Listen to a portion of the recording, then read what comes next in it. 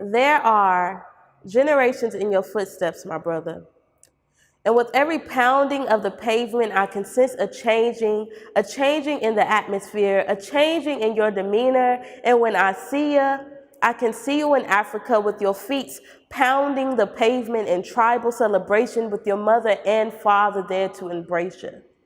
When you come home, you are man. There is no question if you are whole. You live in a world where they embrace your dark chocolate skin tone, large lips, and broad nose. And as you journey through manhood by the shores of the sea, you are met with someone who is opposed. Opposed to all that you are. Opposed to all of your freeness. So they shackle you up and tell you that there is no more free man, slave. But baby, even in the shackles, I can see the generation in your feet. The heartbeats of a fighter, a Jufaree soldier. And if they've never told you, they can see it in your eyes. If not, why from the 1500s to 1865? And yes, this mentality is still alive, but why would they have beaten your back, exposed your flesh, and left your soul broken? They are trying to break down the man that God has called you to be. And now I see when you walk down the street, there is a changing in the atmosphere. There is a changing in their demeanor.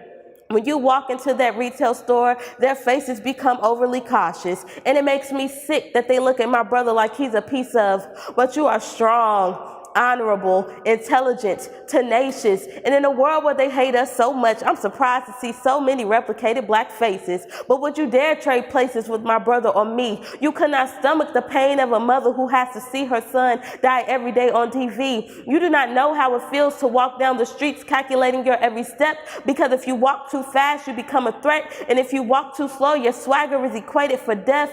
Deep breath. Cherish it, because it may be your last. Because even if you comply, you still might die. You cannot wipe the trauma from a baby girl who has to console her mama as her daddy's in the front seat gasping for life. She was in the back seat while her daddy bled out.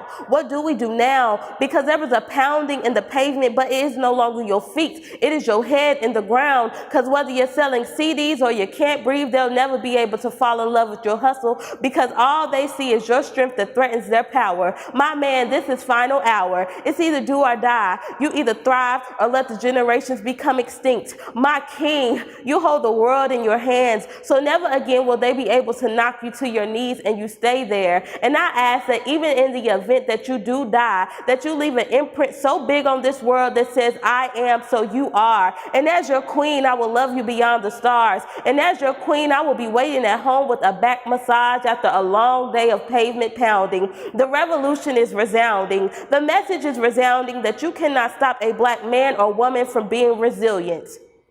There are generations in your footsteps, my brother.